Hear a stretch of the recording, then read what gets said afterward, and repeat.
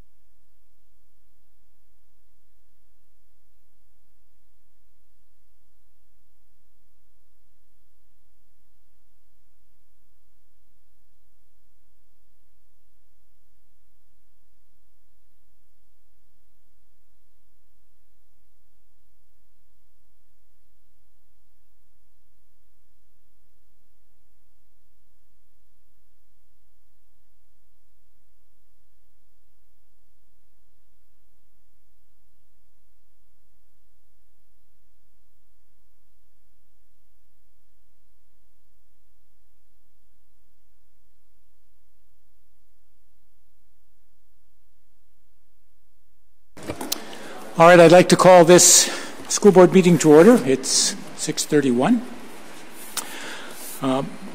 Member Harley, would you call the roll, please?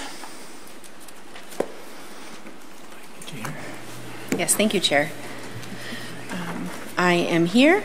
Member Johnston. Chair Kirby. Here. Member Leffler-Kemp. Here. Member Oswald. Here. Member Sandstead is excused. Member Welty is excused. Superintendent Gronseth. Here. Deputy Clerk Hassler. Secretary Dolans. Student Representative Emmel. And Student Representative Francis is excused. Chair, we have a quorum. Thank you. Would you rise and accompany me in the Pledge of Allegiance?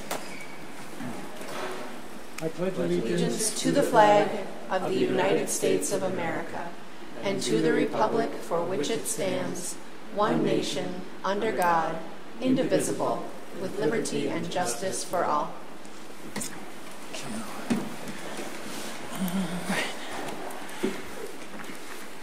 Thank you.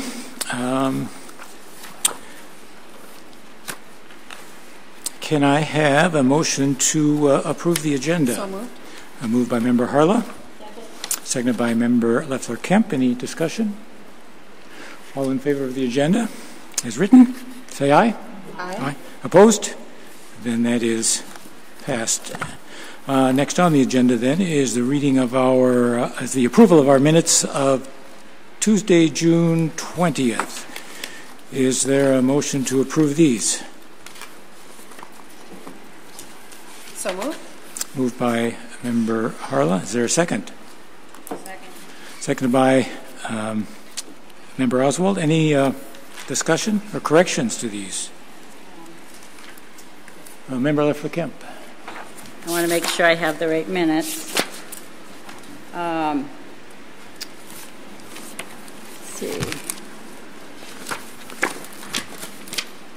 see. Okay.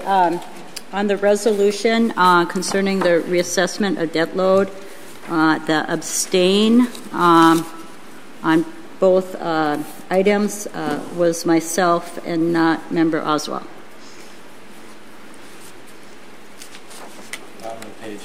Bottom of page 12.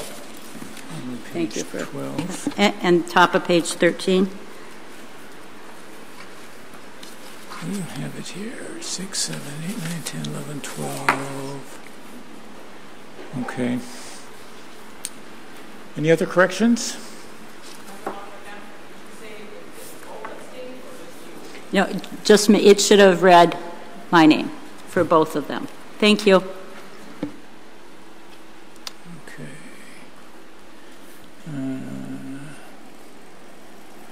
Any other corrections, additions? Then all of that are in agreement of approving the minutes as amended and corrected, say aye. Aye. Opposed? Then these minutes are approved as corrected. All right. Next we have school and community recognition. Turn down the light down.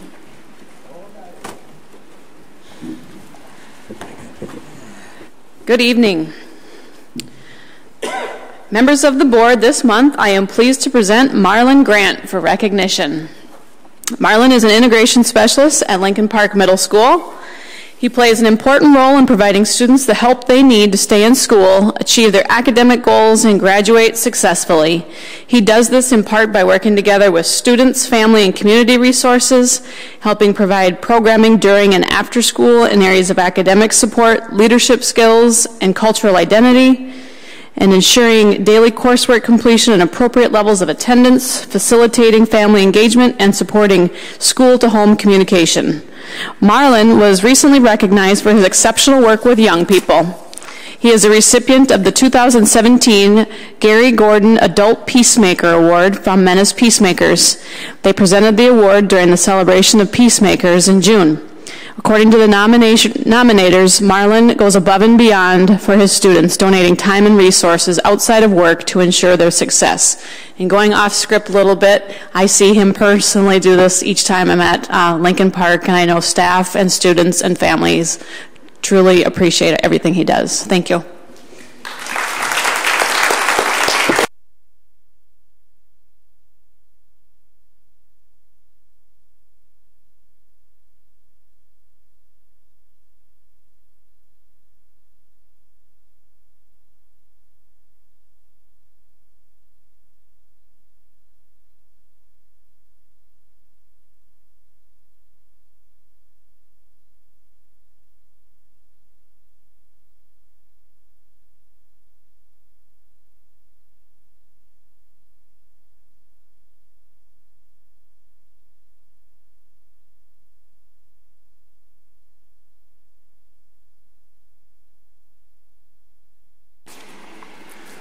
Thank you.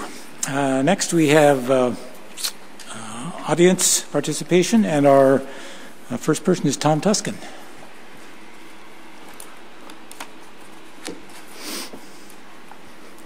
Welcome, Mr. Tuskin. Good evening, School Board, Superintendent Gronseth. I am here tonight on behalf of the Community-Based School Equity Initiative. We would like to thank this board for unanimously supporting Member Johnston's June 20th resolution committing the district to, quote, a multi-year alignment of compensatory education funds to stay at the school where generated, close quote.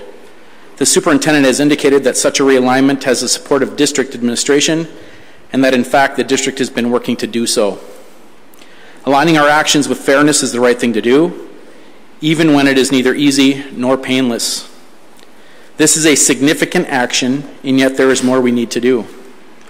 Please know that we will continue to be engaged in both identifying opportunities and supporting moves that create equity within our schools and the district. Thank you. Thank you. There are no other people that have signed up, unless there's someone in the audience that wishes to come forward. That was, we just brought this one up. We should just grab it. Oh. No. All right. Thank you very much. Are there any communications? Nope.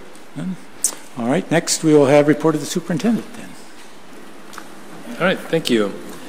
Well, July is a really busy month in our community. I know when we've been out at events, we went to see some of our students in a play down at the Playhouse. If you've seen it, it's, oh my gosh, I forgot what the name of it is. Billy Elliot. An amazing show, and a number of our students are involved in that. And there were so many other things going on in the community all at the same time, and that seems to be the case in the summer in Duluth, because I think so many things try to get packed into the summer that we have a lot of choices to be able to do.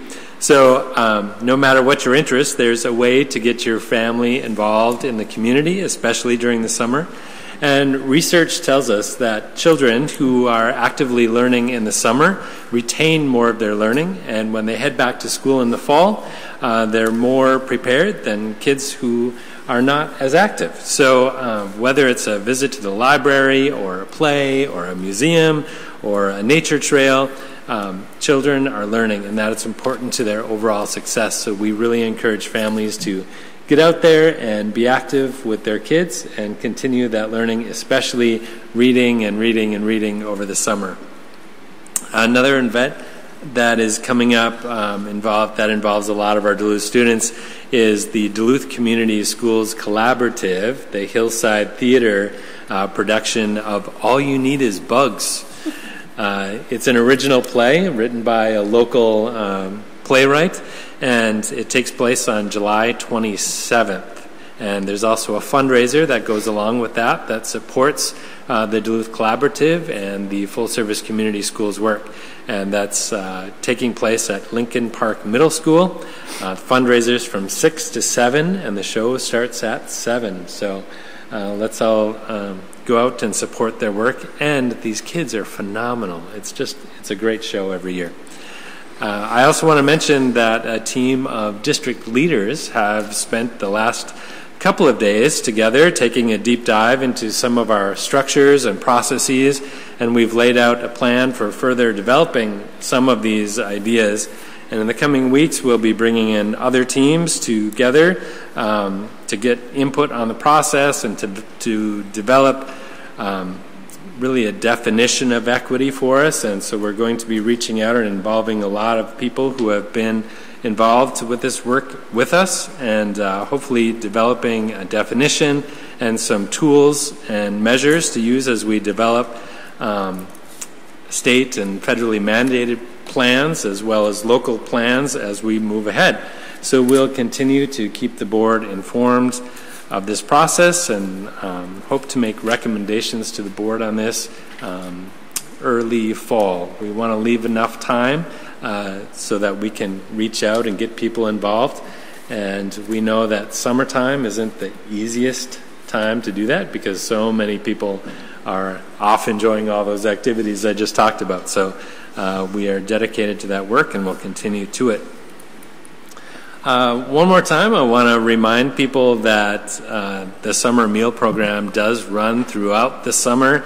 Breakfast is served at from 8 to 10:30, and lunch from 11:30 to 1 o'clock at Lester Park, Lowell, Myers-Wilkins, Piedmont, Laura Mack, Stowe, Lincoln and Denfeld, and it's free for 18 and under and $3.85 for adults who are accompanying our students. And you can check out our website at www.isd709.org for more information and, more importantly, menus.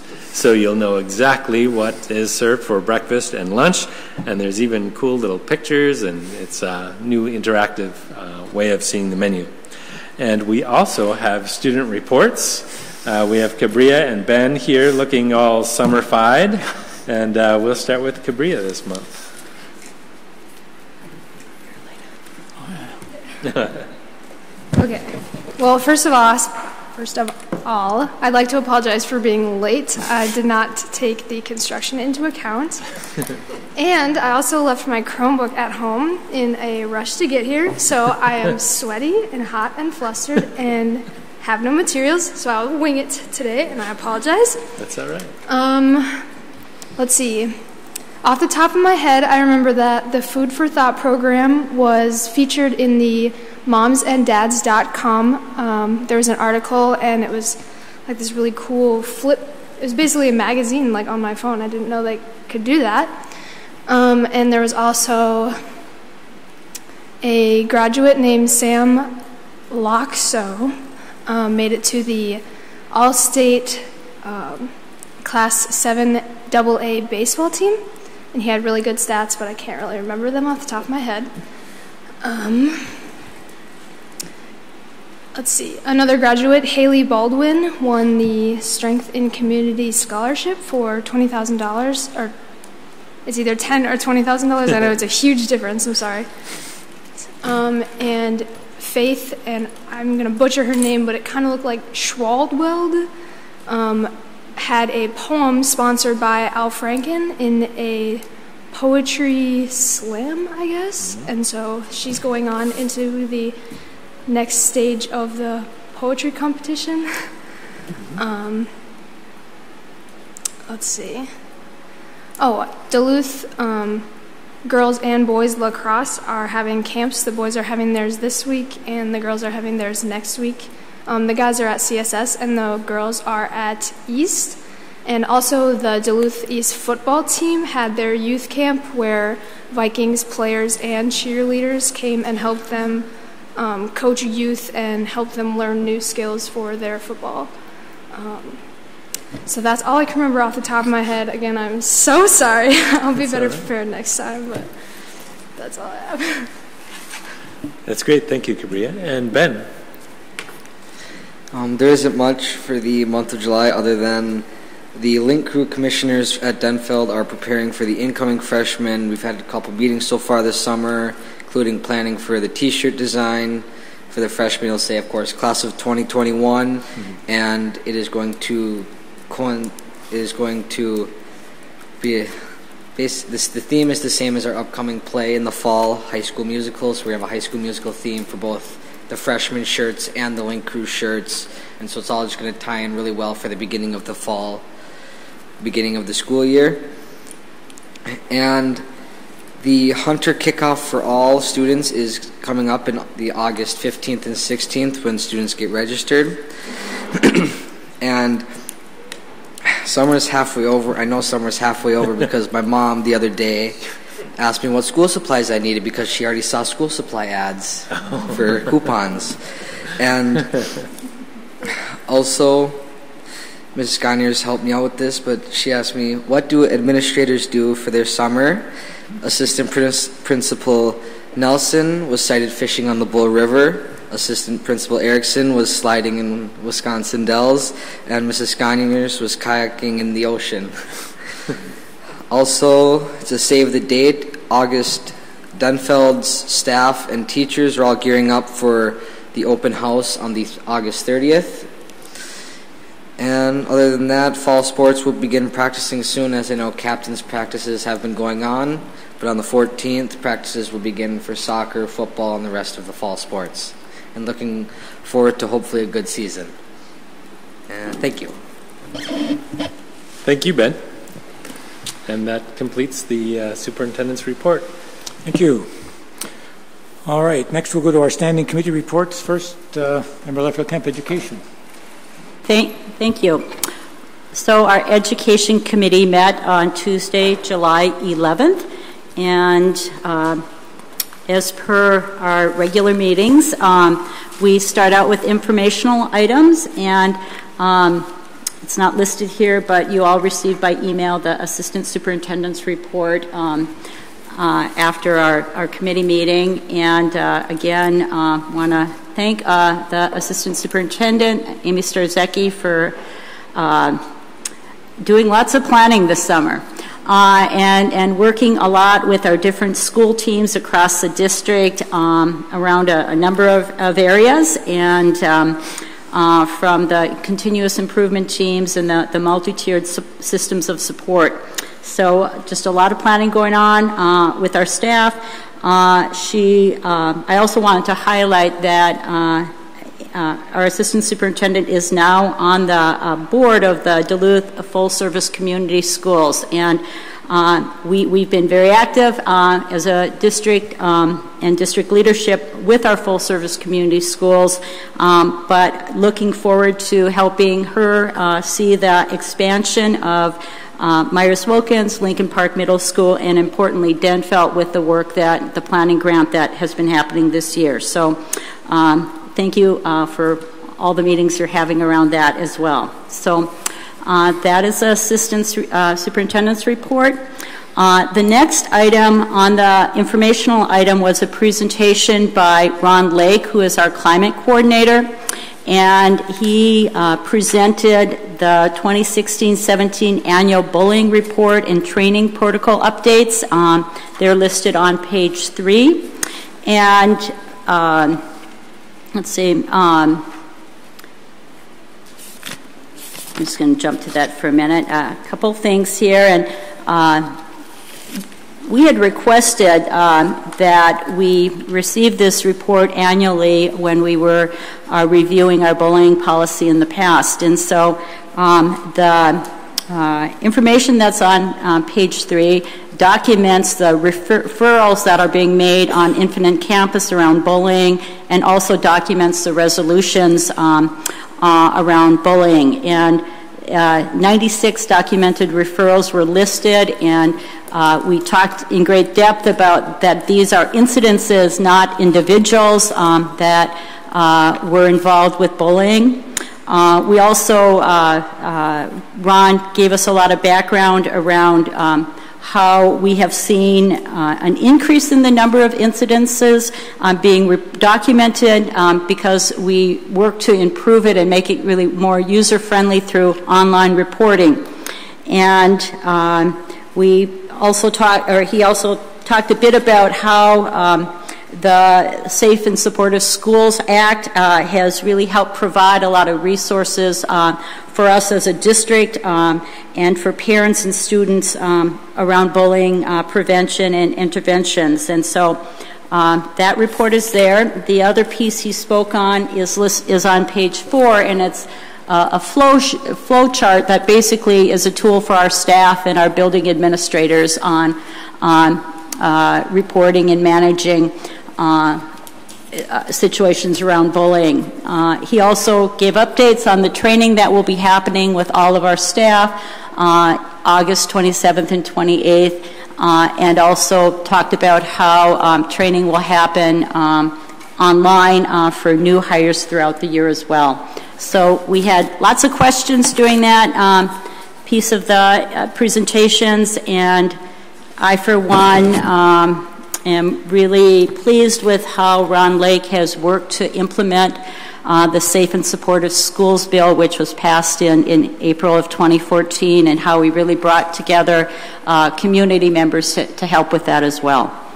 So that was our informational presentations, and it's recommended that the Duluth School Board receive this item as informational. This month, there were no grant applications or regulations for presentations on. And then the second item is our action items, and we have a couple. The first one is around policies. We have In moving to the MSBA model policies, administration is recommending the deletion of policy 6300, which will be replaced with NSBA policy 533, and that's the wellness policy that we've been talking about and getting updates on for many months now. It's recommended that the Duluth School Board approve the deletion of policy 6300 for the second reading. And that's on page 5. And then on page 8 is the new policy that we've been focused on. And again, this is the second reading for this policy to replace 6300. And I just want to highlight the purpose again of this policy is to assure a school environment that promotes and protects all students' health, well-being, and ability to learn by supporting healthy eating and physical activity. And there's many areas underneath the wellness policy that I encourage people to read through. And I just appreciate that we've had a lot of discussion around this policy and the way the policy is set up as well, that the school district will evaluate it at least once every 3 years as well. And again, I appreciate it as a school board member, the professional community members that work in the areas of health and nutrition that were involved with the committee around our wellness policy. I appreciated the questions and the staff input, particularly from our nutrition, from Pam Bowe, the director of our nutrition program as well. And so please read through that. And again, this is our second reading, and it's recommended that we approve this policy. On page 16, then, we have another policy dealing with policy 5084, bullying prohibition policy, and we're deleting that and moving to the NSBA model policies. It will be replaced with NSBA policy 514, and this is the first reading, so it's recommended that the Duluth School Board approve and the deletion of policy 5084 for the first reading. On page 23, then, is the new policy for the first reading, and again, Ron Lake, our climate staff, reviewed this with us, reviewed some of the changes, and I think I'm going to go ahead and read it. I know it's a little long, but just the policy or the purpose of it. I'll just read the first sentence. Okay. The purpose of this policy is to prohibit bullying behavior and assist the Duluth School District in its goal of preventing and responding to acts of bullying, intimidation, violence, and other similar disruptive behavior. And again, there's many sections underneath this that were discussed, from the definitions to who reports, how situations are investigated, the training and development that our staff will be having, as well as how parents are notified and how they're involved in resolving situations around bullying. So again, this is first reading, and it is recommended that the Duluth School Board approve policy 514. On page 33 is our 2017 graduates, and there's programs from all of our graduations, from Denfeld East, ALC, our online graduation, and we have close to 700 graduates this year. And so the programs from each of the graduations are listed there, and it is recommended that the Duluth School Board accept and approve that item. And want to thank all our staff who have supported these graduates as well, and the families.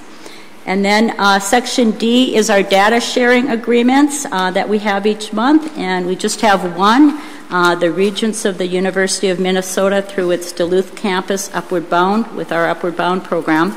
So it's recommended that the Duluth School Board accept and approve the above item. There are no other resolutions or diploma requests, and future updates will be policy updates. I move the Education Committee from Tuesday, June 11th. Is there a second? Second. Second by Member Harla. Any discussion on this? Member Johnston. Thank you, Chair. I'd like to have a vote and a discussion on item 2B1 and 2. 2B1 and 2. Okay. Separate vote on both. And I'd like to have a discussion on 2B4. Point of order. Yes. Go ahead. Did you want a separate vote on B1 and B2? Well, we could have them together. Okay. That's, All right. yeah, doesn't matter. And what was the other? 2B4 is a discussion. Okay. And 2C. Okay. No other lights? All right. Why don't you start with 2B1 and 2? Thank you again, Mr. Chair. First, we've had a lot of discussion on this, but I'd just kind of like to have the administration kind of remind me where we're at on this. The biggest controversy we had here was whether or not sugar things like cookies could be sold, and I understand that the special ed cookies won't be able to be sold anymore. Is there any, or can they, are cookies allowed at lunch programs? Or are they allowed at in other places in the school?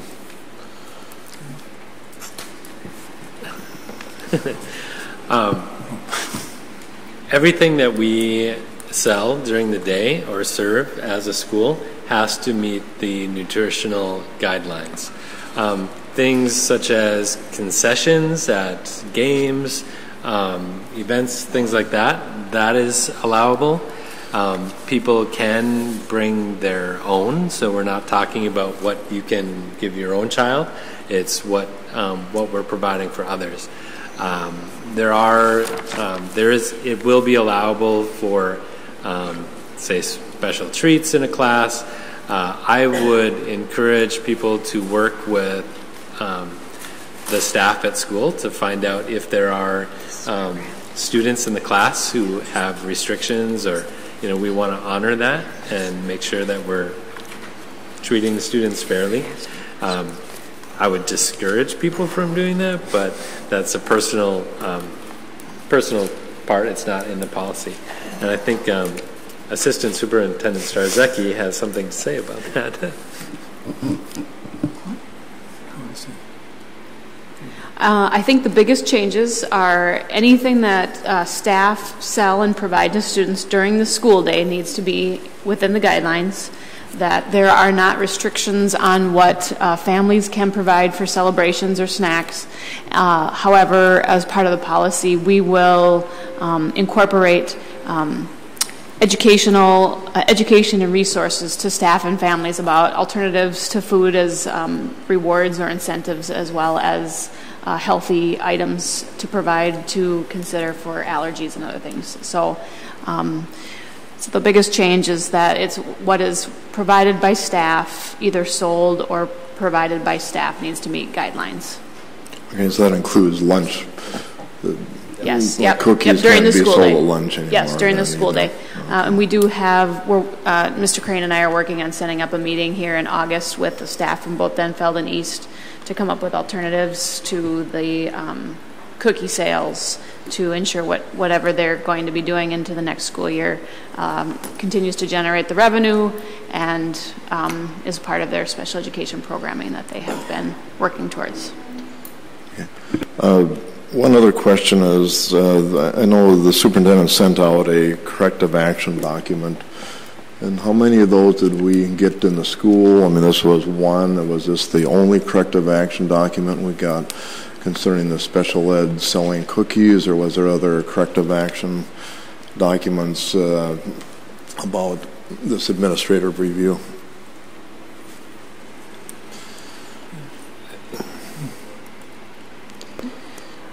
I believe there were several. Don't quote me on that. I don't believe this was the only one, and it's part of just an annual review, is my understanding that happens. And so it's just a simple corrective action indicating that there was a violation, you need to correct it, and that we did. Yeah, Yeah, I know I tried to go on the website and had to have a password to get in, so I couldn't find it. But I was just curious. That, it doesn't sound like the special ed cookies were the only violation we had. There was other things, too. I'm going to be voting against this, so I asked for a vote. Everybody knows that I've spoke against this particular part of this. Most of it is really good. We've done some really good things, so I want to certainly commend the committee for listening to us a little bit, but I still think that the cookie thing is really not appropriate. And again, I think I did say this when we first talked about it a few months ago, but I did talk to the MDE, Alyssa Muckenherm, and she made it very clear to me that this is just an administrative review. There's no money involved. There is no, don't even get slapped on the wrist even. And so I thought this was really going a little bit beyond what we needed to do as a school. For the part about, particularly the special ed. And just so people know, special ed has always sold cookies. It's a good thing for the kids as well as the schools. And I think it's a little bit sad here that we're having it is. Thank you for looking into some alternatives, but I really don't think we should have had to went there in the first place, which is why I will be voting against this. Member Harlow. Thank you, Chair. I just want to thank staff for this question has been asked, answered, and assured a number of times the last couple of months, and so I appreciate that you have reiterated the same information we've received in a number of meetings. And just want to highlight that there are a number of other things that are positive about this policy. I know that it's frustrated, but we are responding to federal rule, and also that just a slap on the wrist, even with one little thing. I'm glad that we are addressing this, and that in looking at that review file, that we actually are addressing. We're taking the recommendations that MDE has said. It would be a slippery slope to choose one thing versus another. Say, we're not going to pay attention to this, but pay attention to this. I'm glad that our staff has a system of any time the Department of Education says that we need to fix something, that we work on that. So appreciate this and appreciate our staff's work on this. Continued and our community members' support as well too. Thank you. Member Lefler-Kemp? Yes, I wanted to just highlight too, one of the many things that were discussed in the last few months also was just how we're going to get this information out to parents and the community. And so this policy is kind of lengthy, and as Member Harless said, it covers many things from our farm to school program to physical activity in our schools. And so there's a lot of great information in here. So I hope the community and parents take the time to read through this. And then, I just want to share, and I think I've said this before, but on a personal note, I work with foster teenage girls, and I was discussing this policy with the staff I work with, and other staff besides me are very excited about having some guidelines for the kids that we work with that have a number of different issues around food issues. So again, thank you for all the different ways this has been looked at. Thank you. I wanted to emphasize one thing that we talked about quite a bit on several of these committee meetings, and that has to do with rewards and incentives. And I think this should be made clear. It was spoken towards, but it says schools will not use foods or beverages as rewards for academic performances or good behavior unless the practice is allowed by a student's IEP or behavior intervention plan. So in those cases, it's fine. But otherwise, we will not withhold food or beverages as punishment, and we will not use it as a reward for performance or good behavior. There's other ways to do this, and I think this is a good approach. Any other comments on this particular thing? Then we need a second. We need a separate ballot. Was there a second to voting? He just wants a separate vote. All right. We can vote on that. 2B1 and 2B1 and 2B2. And 2B2. So that is deleting the old wellness policy 6300 and adopting the new policy 533. All in favor of deleting 6300 and adopting 533, say aye. Aye. Opposed? No.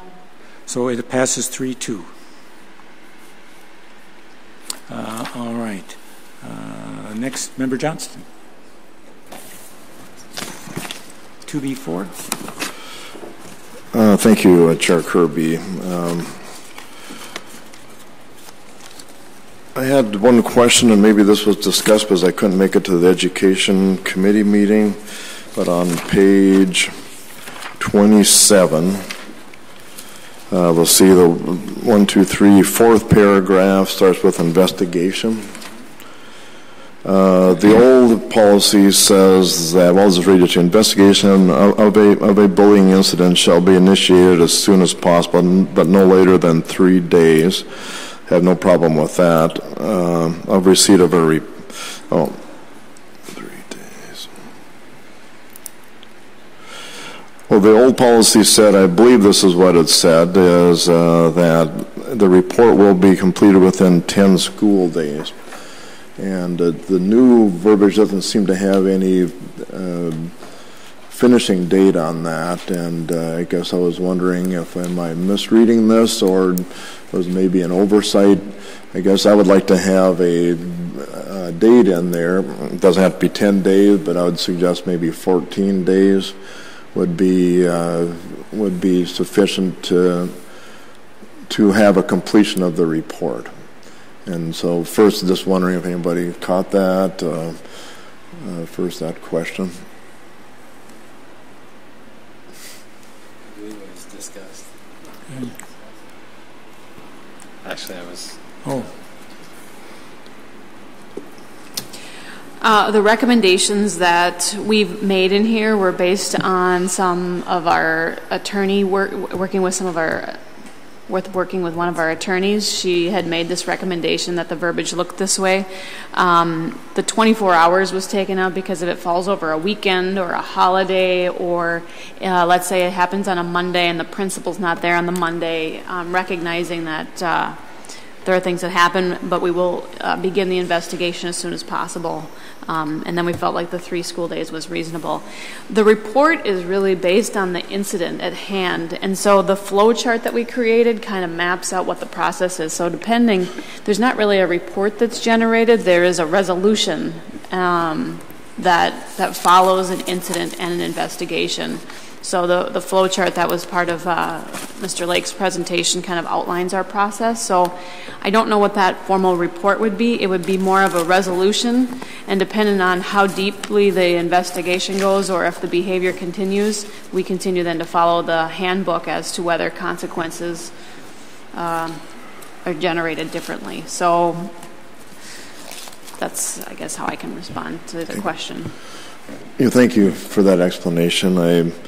I have no problem at all with the 3 days. That seems to be more than reasonable. And I can bring this up again next month at the Education Committee meeting. Okay. But I do think we should have some kind of a date in there. I've heard over the years, I've been on the school board, which is a lot. I have heard people don't find out what happens on this. So we can talk about it in there. I'll probably be suggesting we put some kind of a date. Maybe you can think about it, maybe 30 days. I don't want to be limiting or making something too restrictive, but we do want, when something happens, we do want a time for resolution of some sort. As soon as Assistant Superintendent Starzecki started talking, I do remember that we were talking about the legal advice that we received around that timeline, and I know that there was some discussion, so we can review that and see where we were, or give Ron some conversation next time as well. So okay, we do have another month to discuss it. So okay, yep, we'll bring that up again then, and thank you for looking into that. Bria. I was just confused. I was wondering if you could clarify what we voted for. Did we vote for the deletion and the placement of the new policy, or just one? Both. So now this one is the new policy? The wellness policy. Yeah. Okay. Thank you. Okay. Member Lefferkamp?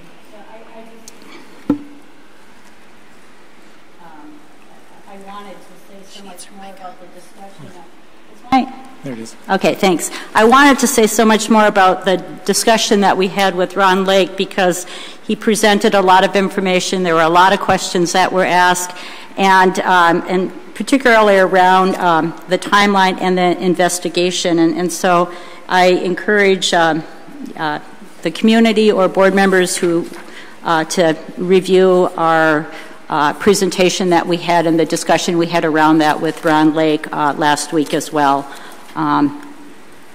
And look forward to discussing this next month as well. Member Oswald. I just wanted to say thank you for the adjustments from our suggestions that have already taken place. I have noticed the actual definition of a building report taker, which is excellent.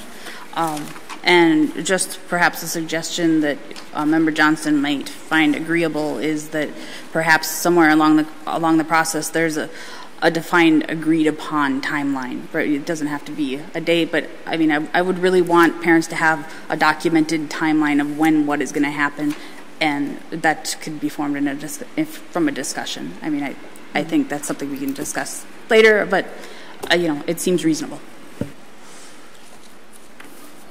Member Johnson? Thank you. I think something even as simple as in a timely manner could be put in there, some kind of verbiage like that. I did want to say something else, and this is a very positive thing. I did notice some of the verbiage which was added was taken from our old policy in additions to the MSBA policy, and I didn't check every one of them, but I thought those were a lot of good verbiage we had in the old policy, and incorporating now into the new policy is good. Just wanted to make that statement. Again, I just wanted to add at the end of the policy, it does highlight how the school district will be giving annual notice to the community. The policy will be available to all parents and community members in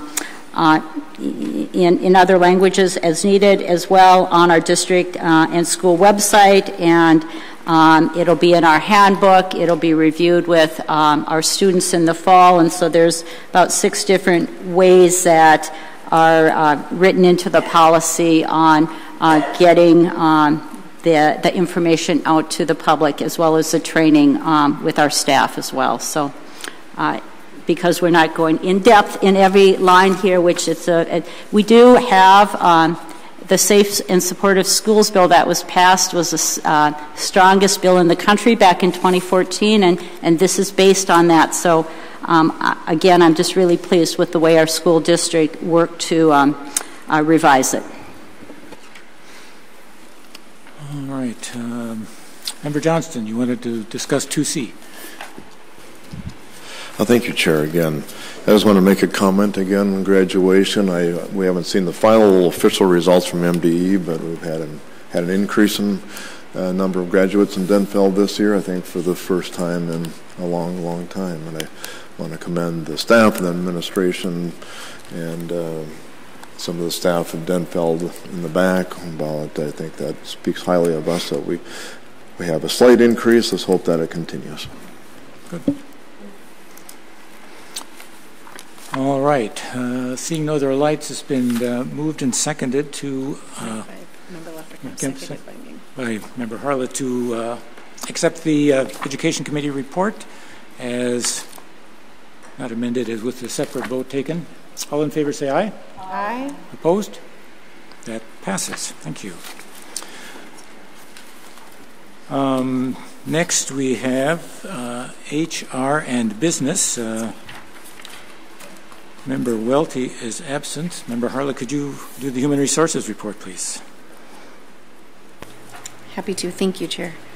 Had a solid Human Resources Committee meeting, a number of staffing action report items that you'll see a number of non-certified appointments. Our summer school positions are listed, quite a few in there. So as a strong employer, you'll see that in action item 1.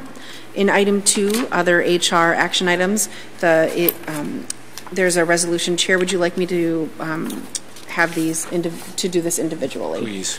Great. This is an update. This is the approval to rescind the termination of a non-tenured certified staff. Our understanding is that when we passed this last month, when the staff member was had been terminated at the same time they were reinstated due to a shuffling and ensuring of positions to fill needs at the schools as they were looking at planning for the coming year. So this staff member will still be a part of that. So this is rescinding it. So I move resolution HR-7-17-3464, termination of certified probationary non-tenured staff. During the first 3 years of consecutive employment, all teachers of the public schools in cities where the first class is deemed to be the probational period of employment, during which the period the school board may renew or not renew any teacher's annual contract as the school board shall see fit. The term teacher includes every person regularly employed as a principal or to give instruction in a classroom or to superintend or supervise classroom instruction, or as a placement teacher and visiting teacher. Now therefore be it resolved that by the Duluth School Board of Independent School District 709, St. Louis County, Minnesota, as follows. The employee contracts of the following probationary teachers shall not be renewed, and their employment shall terminate at the end of the school day on June 9th, 2017. Another date is indicated below in which the employment of the particular teacher shall terminate on that date. It lists the staff member and then lists rescind next to it. So be it further resolved that the clerk of the school board shall notify such teachers in writing before July 1st, 2017 in the termination of this employment. Again, this is rescinding that. So just again to be clear. So Chair, I move resolution HR-7-17-3464. Is there a second? Seconded by Member Johnston. Any discussion? All in favor of this resolution say aye. Aye. Aye. Opposed? Then this passes. HR 7-17-3464 passes 5-0. Right. Great. And then we head on to our the principal's contract, our collective bargaining contract, and that is. Would you like me to move this separately as well too? Sure. Similar. With similar parameters to our initial contract that we bargained first when we went with the Duluth Federation of Teachers, and some cleanup of language, and in addition of a step within the teachers. Is a step or a lane? A step within a seniority step. So be it resolved. So I move resolution HR-7-17-3465.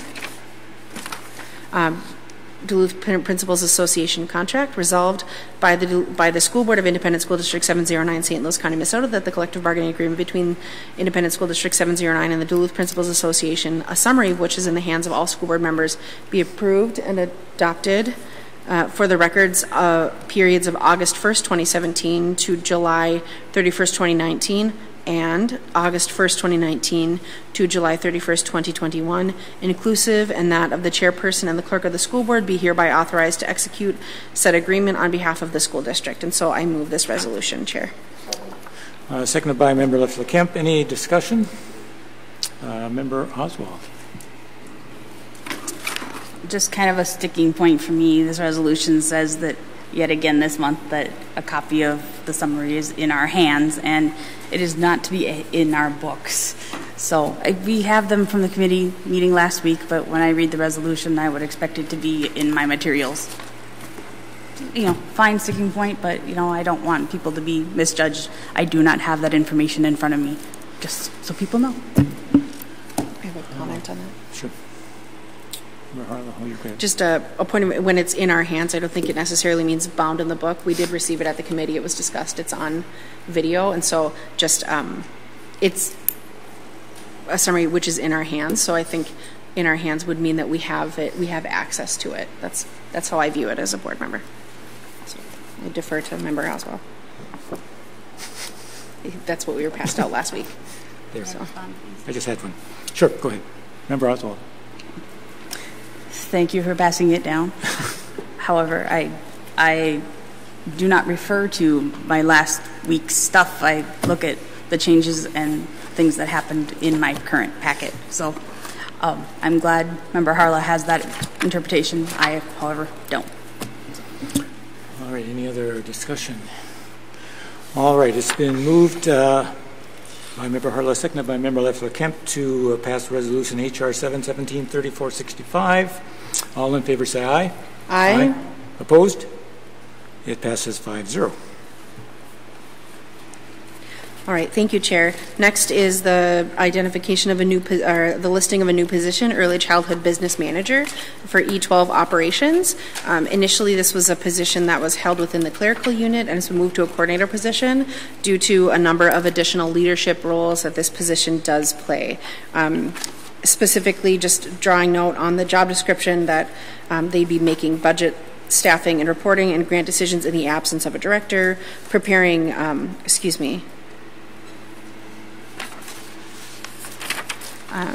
assisting with staff training and organization,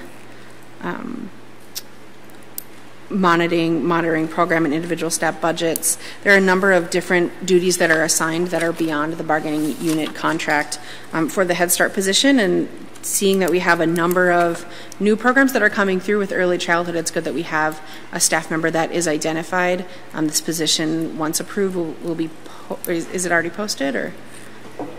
It will be posted once approved, and will provide a lot of opportunity for just additional coordination for that office as we continue to highlight early education as a strong goal in our school district. Beyond that, there is an informational item on a summary of employee complaints as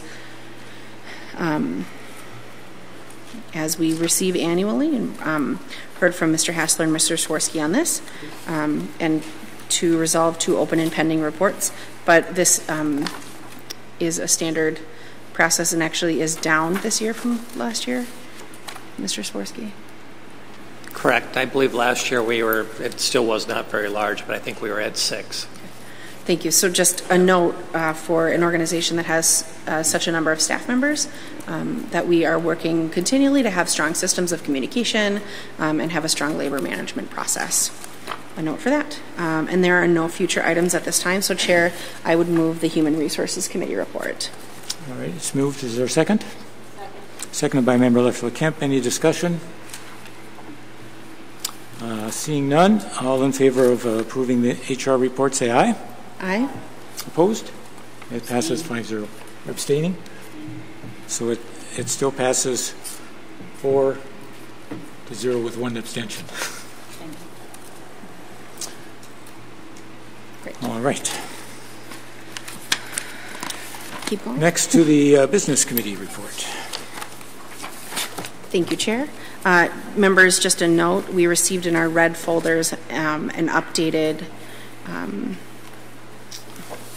agenda for this that identifies just the correct numbers for the resolutions. There were no other additions that were made, so you'll see in your packets or in the red folders that we keep here an update to that. So I'll be referring back and forth just for your information.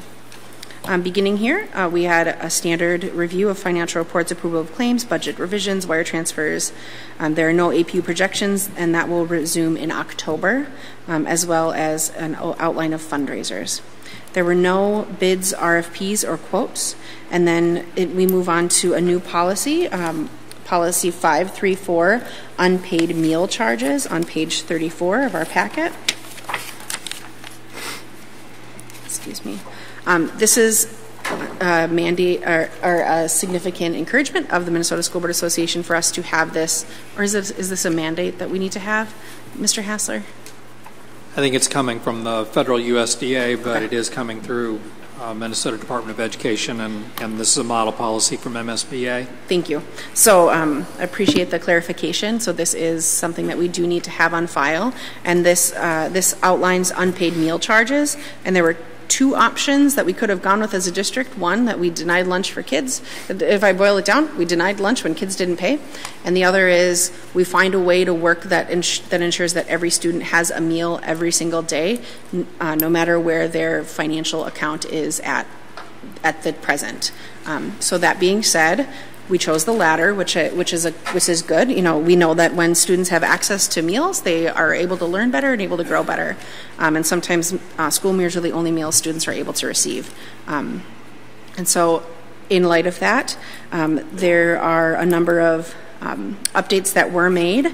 It's in the note, in the instance a student has an outstanding meal charge debt, the student will be allowed to pay for the full price meal without applying the student's money toward the meal debt balance. So That was really specific, but it was changed for this reading and wanted to make sure that members read that. So really what this goes to say is that students may carry a balance. At the end of the year, a student, this and then the whole policy, excuse me, let me step back. Whew, this is a really detailed policy as I externally process explaining this. So when students have an unpaid meal charge, they are able to receive the hot meal that is available at the school. They're not able to charge into a negative account to an a la carte menu item, but what is provided for school lunch for all students. If a student is in debt, they will not be denied. But at the end of the year, and know that our staff send bills throughout the year.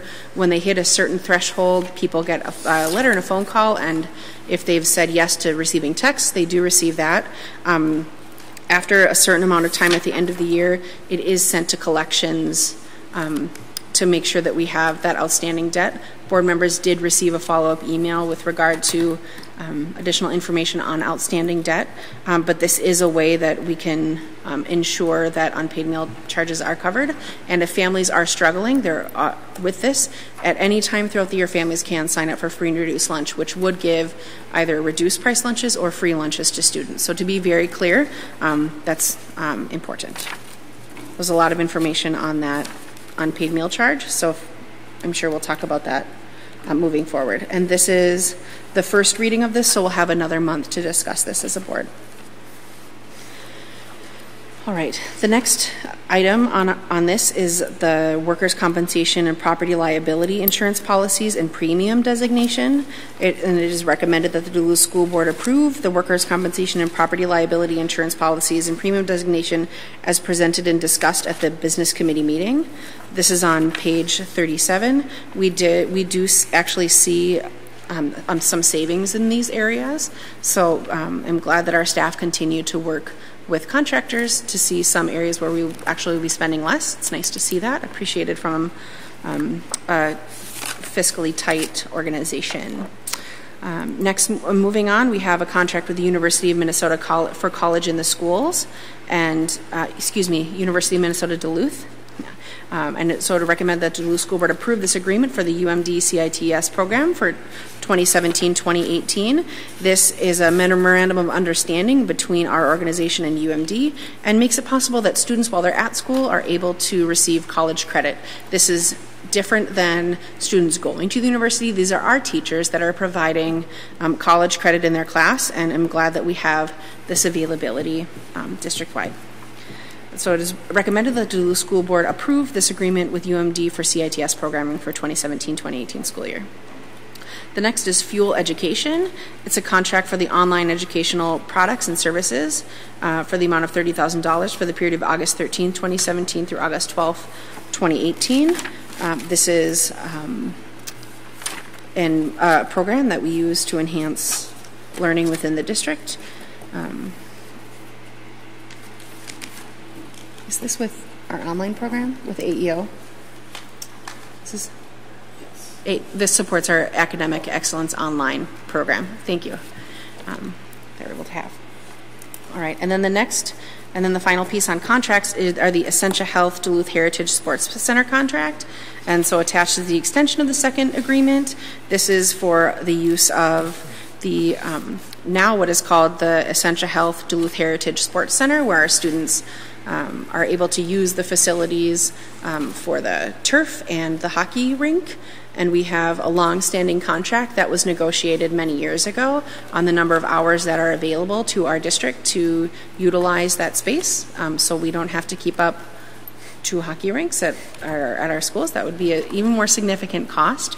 And so I'm glad that we are able to continue moving forward with this relationship, and this is an extension to that initially discussed contract.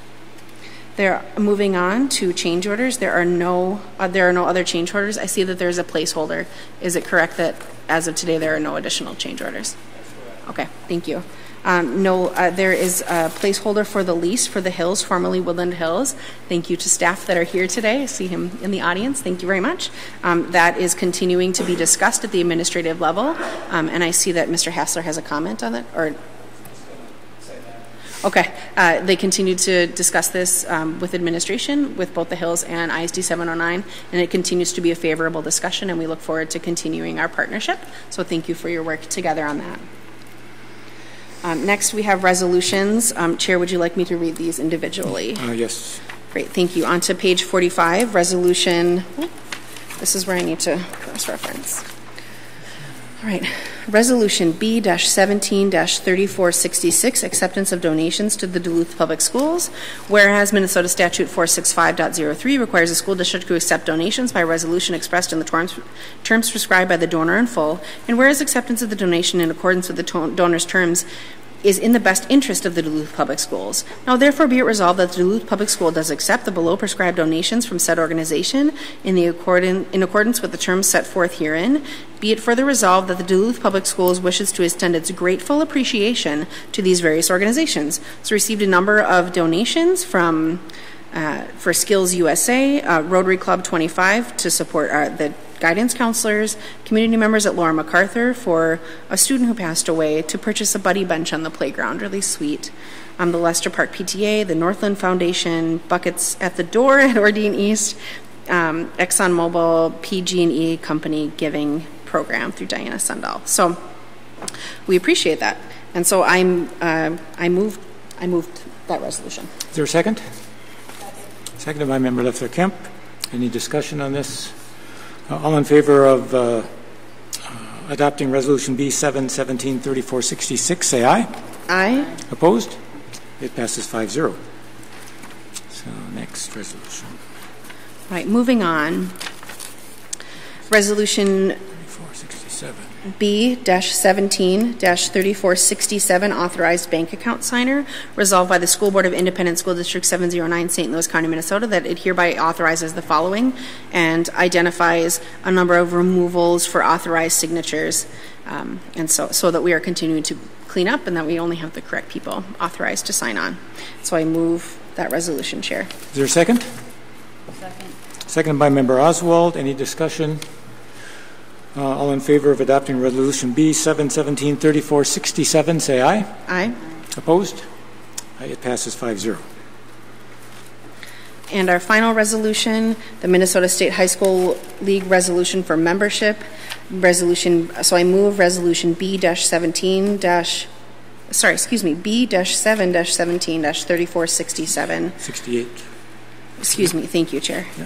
Okay. 68. Mm-hmm. It's a significant resolution. And so this is, it is, I move in this that it is recommended that the Duluth School Board approve that the Minnesota State High School League MSHSL resolution for membership. We've been provided a copy of our membership agreement.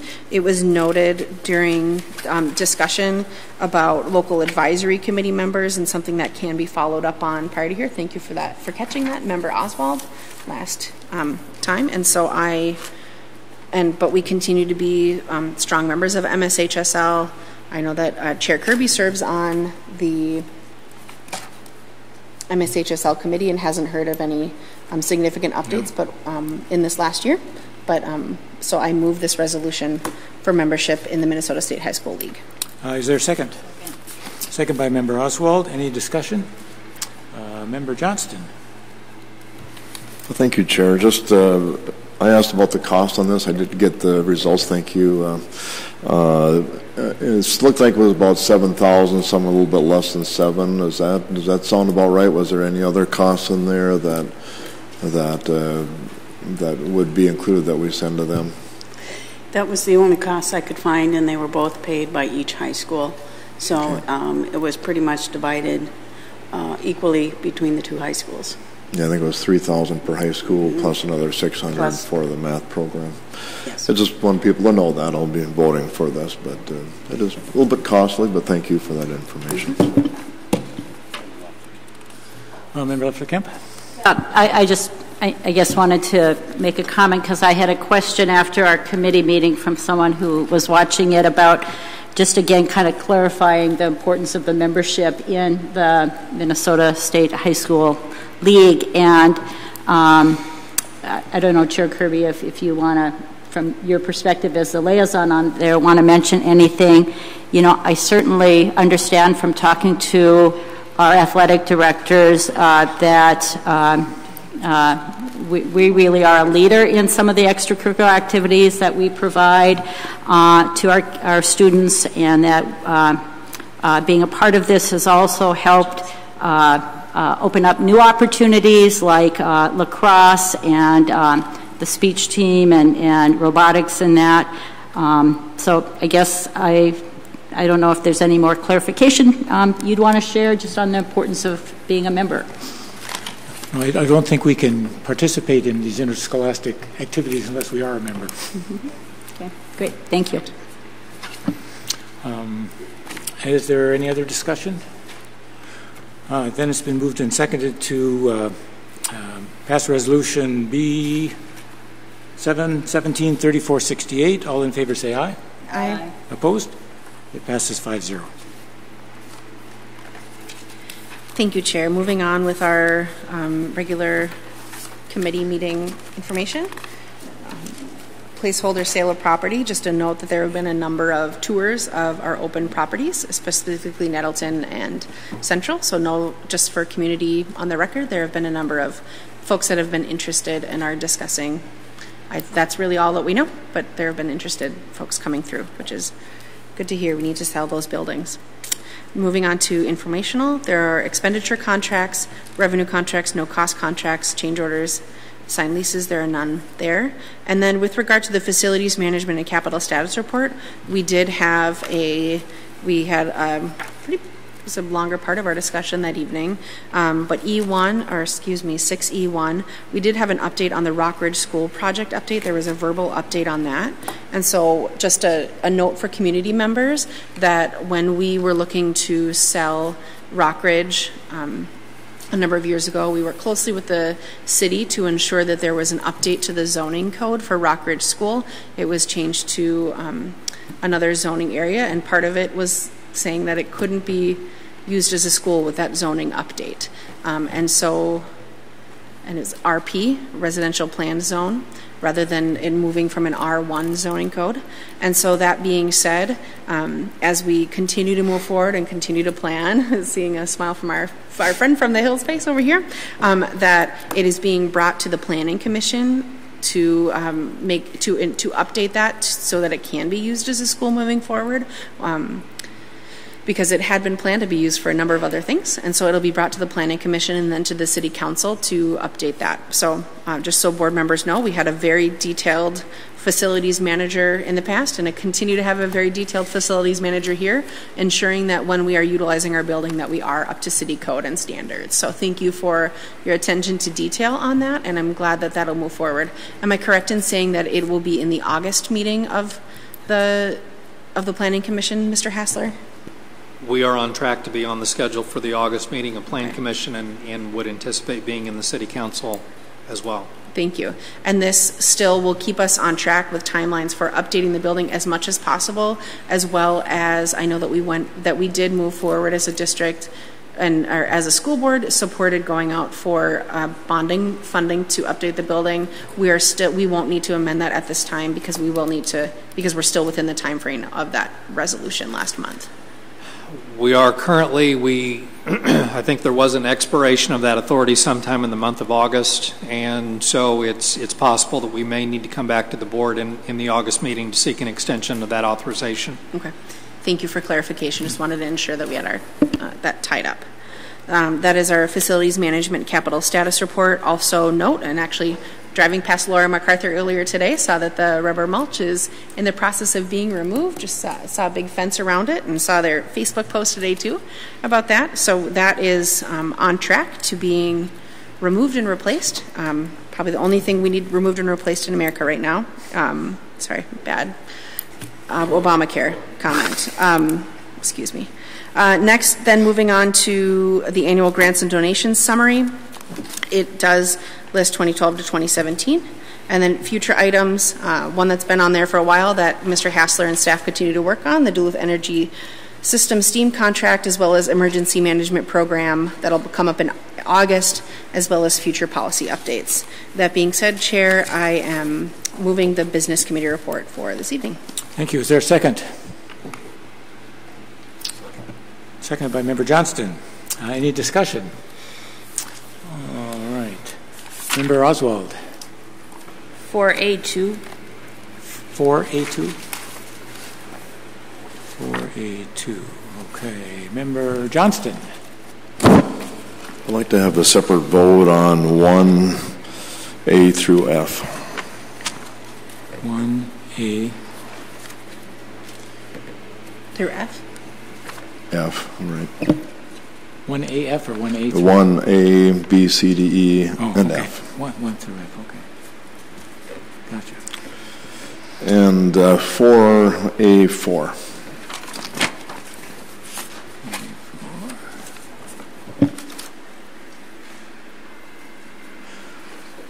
Member Leffler-Kemp.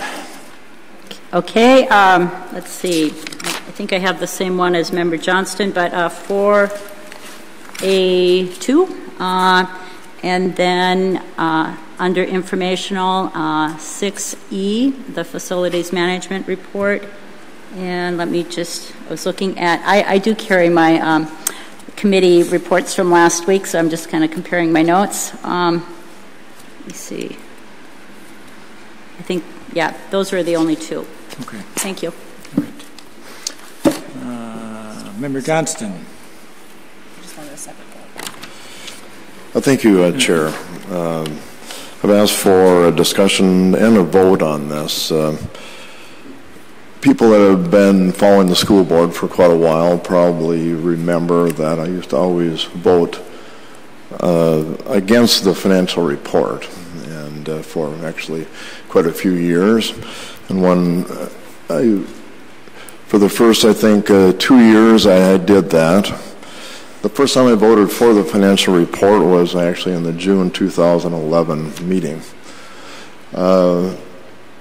Shortly after that, there was a special meeting called on June 27, 2011, which upped the red plan cost by $19 million, if I recall. And after that, I started voting against it again because I thought it was not well-founded, and as people know, I'm concerned about the amount of money that's being pulled out of the general fund. So I think I'm going to go back to voting against the financial report. Why? Our budget is dismal. And I'm not talking about the dismal science for you economists out there. I'm talking about our dismal budget, always deficits, a lack of decreasing enrollment, and always fighting. Now, I want to thank the board for passing our resolution last month, looking at trying to find some ways to stop this $45 million from coming out of the general fund, and I'm looking forward to working with anybody on that. But the fact of the matter is I haven't heard much yet, and I still see a kind of a denial by the administration that this is even a problem. And because of that, I will be voting against this. This is why I've asked for this. That's all I've got for now. Member Leffler-Kemp, did you want to speak to that same item? Oh, turn it off. Okay. So the one I wanted to speak towards was the CITS, College in the Schools. That's the one where we're discussing 1A through F. Oh, I'm sorry. I had my light on for that one, I thought. Okay. Okay. Nope. Do you have anything to say about this one? Okay. All right. Thank you. All right. Who else? Yes, go ahead. Thank you. I just want to state for the record that there's a mischaracterization of the administration and board's role in the finances. Member Johnston, we've been having discussions, a significant number of discussions over the last 4 years on my tenure of the board, where we have been working toward a better financial practice. And I have seen the history of bringing back up the red plan. Understandable. That's cause consternation in the community. We can't go back and unbuild the buildings at this time. I understand that you'll be voting against this financial report, but just voting against something and just saying something at board meetings doesn't actually make changes in our community. And so seeing that each of these different pieces that we're making changes to and that we're addressing each month can continue to move forward with a better financial future. So we'll just appreciate board members not mischaracterizing board demeanor. I also heard you say something about fighting all the time. I've seen a significant uptick in behavior within our board and getting along, especially in the last 2 years. So just want to note that, and I'll be voting for this. Member Johnston? Sure, thank you, Chair. I have not mischaracterized anything, and I kind of I take that as an insult. I talked about I gave a history of what happened in 2011 and why I used to vote against this. This was not a dig to the current administration, but I am concerned about the current discussions that I've had. There seems to be a lack of interest to find a solution to this $45 million that is planned to be coming out of the general fund. And the current administration did not set that, of course. But I'm trying to find resolutions. I've been doing it since 2011. We were making progress. Thank you, board, for making that progress. But that is thanks to the board for making progress, not to the administration. And I'm looking forward to not snickering, but doing something. All right, seeing no other lights, we're voting on the financial report A through F, not G, not fundraisers. All in favor of adopting the financial report, say aye. Aye. Opposed? It passes 4-1. All right. Let's see, 1A through F, 4A2. Alana Oswald. Member Oswald. There we go. Yes, I have a question remaining still on page 40 regarding the intermediate German 1 and 2 classes and the weight training classes. I had brought up during the committee meeting that every other CITS class listed has at least one, or has at least 2 teachers, and I recognize them as one East teacher and one Denfeld teacher. But currently intermediate German 1 and 2 that will be getting college credit is only lists Lynn Hinsman, and weight training only lists Joe Heidela, and I'd like to know if there are counterparts or if those teachers will be teaching to both schools. I asked that question at the committee meeting and I was not updated. I'll give one answer, and then I'll probably ask Dr. Carey to come up to fill in anything that I'm not able to answer for you. With the new requirements from the Higher Learning Commission on CITS courses and the requirement of having so many graduate level credits or having a plan to have those credits is a requirement of teaching CITS courses, and that's going to limit our staff's ability to teach those courses in some cases. And so we need to continue to work with staff and with our own systems to be able to identify how we're going to have staff get, I don't want to say qualified, that's not the right word, but the accreditation that they need to be able to teach these courses or to be approved to teach these courses. Is there anything you wanted to add to that, Dr. Carey? Okay. Roswell? Yes. So is the answer that right now it's only going to be taught at one school?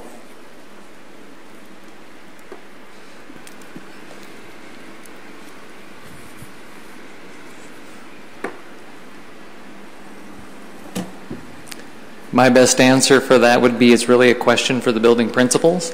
When you look at whose responsibility it is to properly staff our buildings, that's a role of the principal. From our level at the central office, we've made everybody very aware of the rules changes. We've worked with our universities and teachers to let them know the qualifications. The curriculum department, we worked to find a number of options where teachers could become provisionally certified for the next 5 years and helped ensure that they were well aware of all those options. But in terms of actually staffing the buildings to ensure that those courses are offered is really the principal's role, and so I can't answer that for you. I think we could find out, though. Well, I asked last week, and we hadn't found out yet. So well, I wasn't at that meeting, so I apologize. But I guess my follow-up question to that is there any chance of using what has been talked about at our level of any newer technology to have one class at both schools, but have a teacher at one place instead, like electronic means of having their classes? In our investigation, that could be a reality for the 2018-19 school year, but wouldn't be a reality for the 2017-18 school year. And so I guess we're just going to live with this inequity for next year? Is that fair to say? Don't know that there is inequity because, like I said, I don't know the answer. It's really a question for the principals because they're the ones that staff their buildings to teach the classes. And we haven't had that conversation with them since this is the first I've discussed it with the board. Okay. Oh, I look forward to further conversation with you about it. Thank you. Okay. Could I? Yeah, go ahead. Oh, it was there we go. I believe we can come back and add additional staff to this as they're identified. Member Johnston. Thank you, Chair. Some questions came to my mind too after our discussion on this, and I don't see this in here, but I think the answer is there any cost to us, the school district? I know there's a cost for students, but is there a cost to us to have this program, which is a good program, of course? There's not a cost to students. But we do incur a cost. It is a per credit contract that we have with all of the institutions that provide our credits. It is a legislative requirement that we provide these opportunities, our PSEO opportunities, really. CITS is a better situation for us than PSEO. Because PSEO, the majority of the funding goes to the secondary institution. In these situations, it's a credit by credit contract. Okay. The program is a great program. I've heard so much good about it. But other than we supply the teachers, of course, but is there any direct cost? Do we pay UMD ourselves? I mean, I know the students have to pay, but no, they don't. The students don't have to pay. No. Okay, because so we pay that $792 per student that comes out. So the student then doesn't have to pay that. Correct. That's kind of where I'm okay. Well, that's good because I was worried about when I seen the $92 per student. I thought that may put a lot of students out of that possibility to do that. But I think what you're saying, and thank you for that clarification, is the school pays that. Any student then that has, I assume, has appropriate prerequisites can get into a class if they apply and that. So is that correct then? That's correct. That comes out of general fund. Okay. Thank you. Member Harlow. Thank you. I just want to second Member Oswald's question on ensuring that there is the availability of delivery at both schools, hopefully within this coming year. But I'm hearing you say, I'm remembering our principals are on, this is their month off, correct? So it would be hard to get an answer from them as they're not currently on contract for this month. So I just want to highlight that. But knowing that it is their role to ensure that as they're talking about equity, they need to be bringing forward things and working together as the two high schools to provide that. I just really encourage our principals to be working together on that. If German is able to be presented at both schools, if it was a traveling teacher, I know that's happened in the past. So concurrent with Alana, but just want to give a little bit more context to the reason for the long answer we haven't heard yet. Member Leffer Kemp. Thank you. One is I appreciate that we offer so many CITS classes, and certainly my 3 kids have benefited from some of them, and that we have qualified teachers to teach them. And so I'm really thankful about that. The question I had about this list, and again, I appreciated getting the full list for UMD anyways. Can we get our 2 principals to either present or provide us the numbers after school begins in the fall of how many kids signed up for these classes at both schools, and just kind of get a better sense of enrollment numbers in these offerings? I'd be interested in knowing that. Thank you. Yes. Yes. Okay. All right. Seeing no other light. Oh, I spoke too soon. Member Johnston. Well, thank you, Chair. Just kind of following that up to my earlier question, and what are the prerequisites to get in CTIS? Where I'm asking this from is coming from what students can get in. Is there any impediment or any difficulty for certain students to get into this class? Or that's kind of, can you give an easy answer to that? I know it's a complicated question, but kind of looking at the difference in part of it too, difference in enrollment between Denfeld and East. It seems to be a lower percentage at Denfeld, and just wondering who can get in, what's the prerequisites. I suppose I could ask things like, what's our economic, the actual demographics of the students that take it. But I don't know, can you say anything at all about that? Well, I don't have the specific demographic information of the makeup of the kids who take that class, but each of the classes do have prerequisites that go along with them, depending on what area they're in. It may be an AccuPlacer test that they would take just as they would if they were entering the MINSCU or UMD or any other college for that matter. And if they don't score high enough, they're not able to take the class. There's also a GPA requirement. All of the requirements for these are made by the institutions that are offering the credit. And so we don't have control over those entrance criteria that's in place. Yeah, thanks. Just to follow up real quick, and I'm sure you guys are doing this already, but it does seem like there's some of our maybe kids of color aren't going to be as may not meet some of those prerequisites, and I'm hoping that our school and our counselors are working with those students and families so they know what they have to do to get into these classes, and that's got to begin, of course, way down in the lower or ninth grade or something, so they have a GPA, and I'm sure you guys are working with the kids on that, but again, it could be an issue, which I'm hoping, I think there's a solution there too, but it's an issue that I'd like to find some more about if we could, and talking a little bit about the demographics on that when we talk about it again. Thank you. Harla?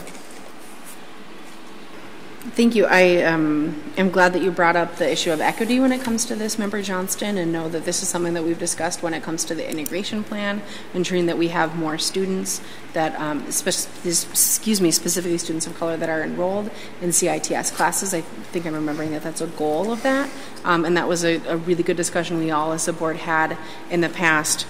And also, I'm glad that we are continuing that our integration plan, but know that it's beyond that integration plan, that we need to be working across all funding streams to ensure that. So, thank you. Member Leffler Kemp. Yeah.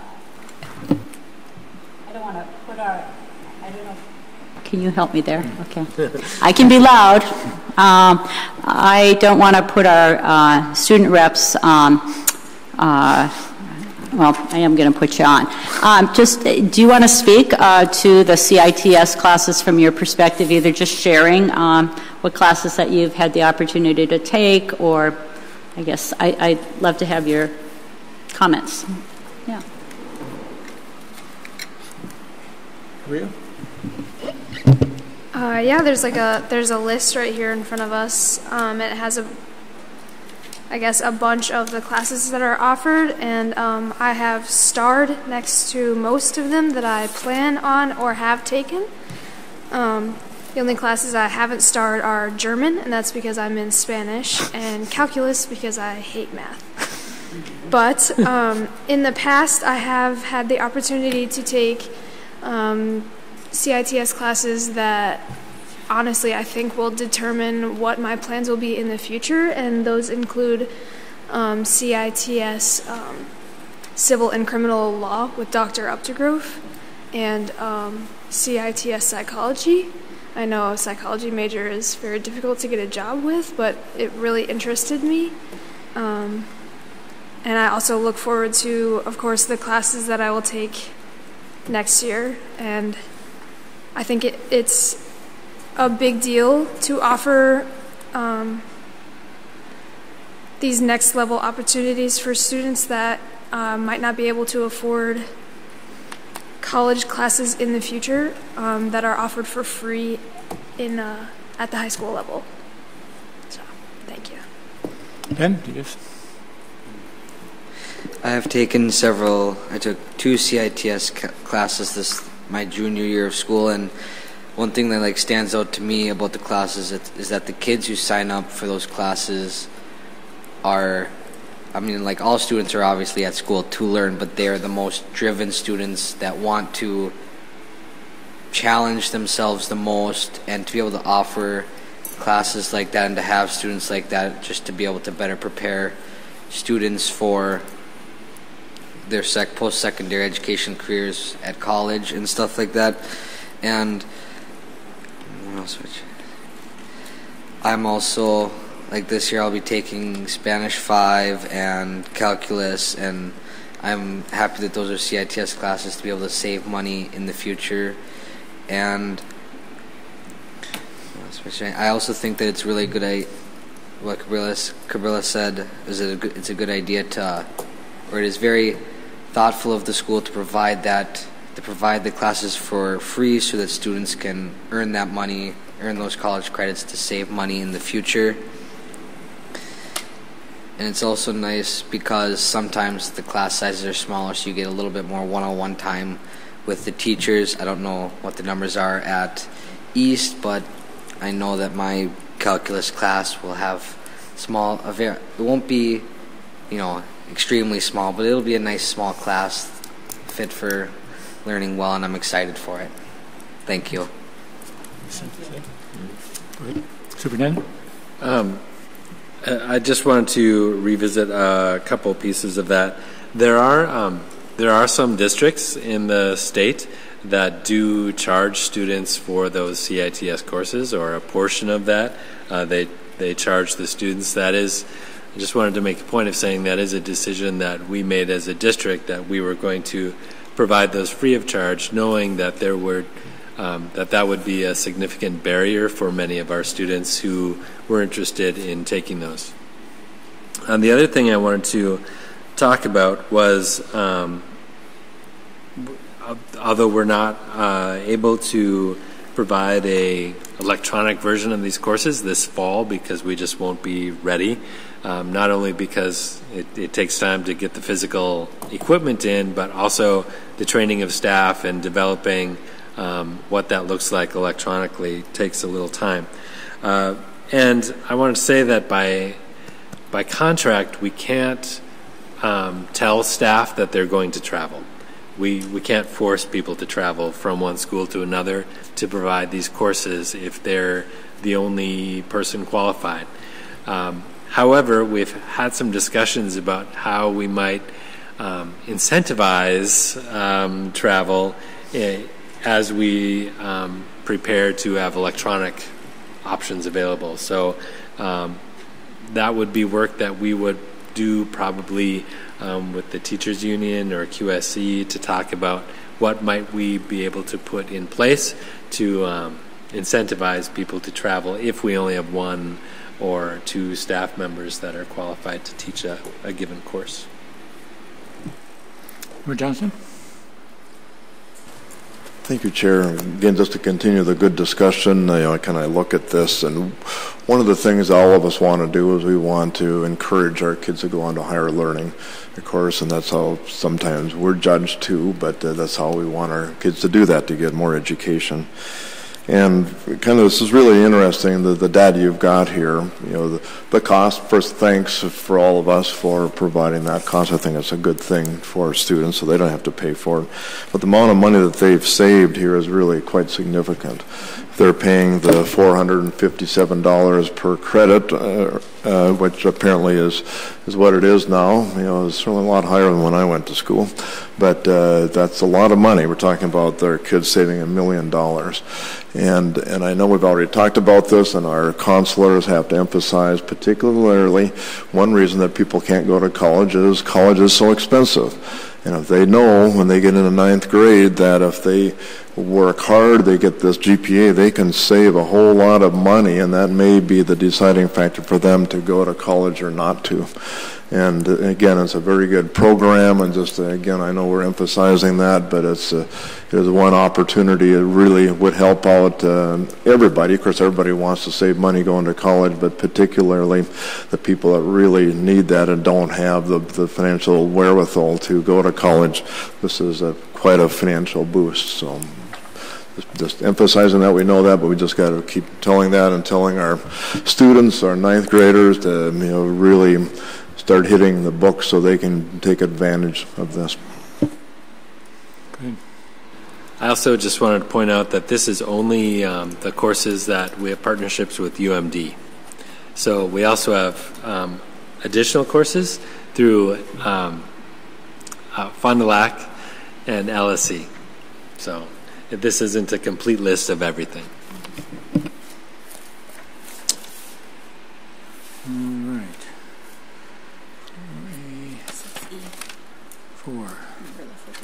4A4.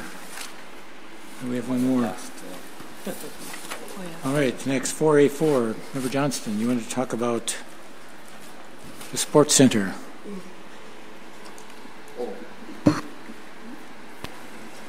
Oh, yes.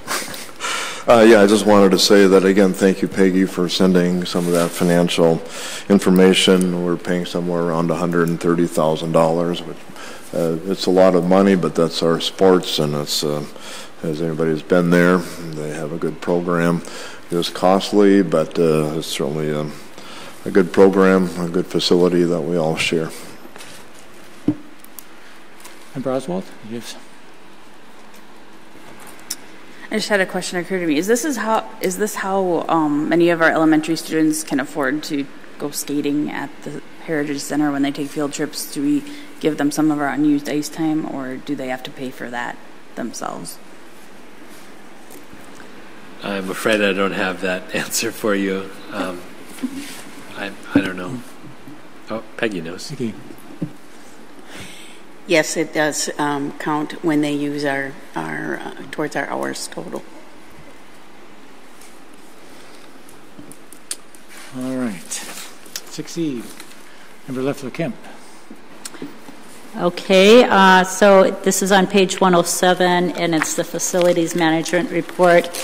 And I noticed that there's some school board candidates out there. I want to let you know, for me as a school board member, I've really appreciated this report every month, and so I'm just trying to find it so I can comment on it. I just wanted to kind of highlight a couple things that stood out for me when I was reviewing this report. I think I commented on a couple of them at the committee meeting, but I really appreciate that we have a summer intern from Minnesota Power working with David Spooner. And I don't know if you have any updates now that you've had this intern, Mr. Spooner, about how he's assisting you, or he or she is assisting you in improving our conservation efforts. But I was excited about that. Do you have any quick updates on that? Sure. Member Leffler-Kemp, members of the board, we did have an intern start last week, and he is working with Corey Karen. He's our facilities, our energy technology person. And what the intern is doing right now is we've started at the schools that we've recommissioned in the past 2 years, and he's going through the recommissioning reports and he's verifying what's been done, what hasn't been done, just kind of checking everything to make sure that we are on track with completing tasks that we can do in-house. Once he completes the verification of the recommissioning reports, he's going to move on to starting at the elementaries and working through to the middle and high schools. He's going to be looking at how our controls operate, our sequence of operations. If a computer tells you that a damper is open, is that damper really open? If a computer tells you that an air handler is off or at 50%, is it really doing that? So he's going to start verifying what the computer tells you, is that really happening at the unit itself. He's going to be doing things that we don't have the time and don't have the manpower to verify, and all these tasks that he's going to do will help us. If there's something wrong, we can fix it. If it's not, it will verify that we're doing our best to conserve energy. And it's a short window that we have him, and I'm still working with Minnesota Power to determine if we can turn this into an annual full-time type employee, but at the moment I don't have that answer. But I think the summer internship will be a progressive, will hopefully continue on in successive years as long as I can prove and the intern can prove and Minnesota Power can prove that we are saving energy and it's justified and qualifies under the SIP program, which is how the intern is being paid. Okay, great. Well, thank you. I, for one, appreciate anything that we can do around conservation efforts, and I thank you for the extra time. I've supervised interns, so I know it's some extra work as well.